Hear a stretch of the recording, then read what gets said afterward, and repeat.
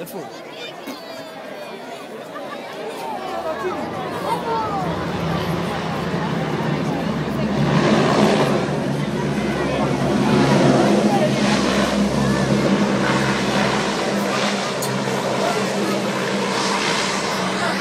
קהל נכבד, היכולת ללחוץ בלילות חשוכים על שביל עפר קצר וצר, להוריד לוחמים מובחרים למשימות מיוחדות, פותחת אפשרויות מבצעיות רבות.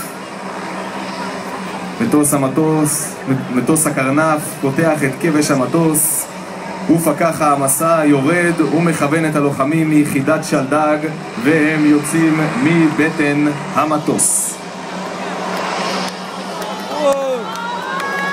מגיעות להם תשואות רבות.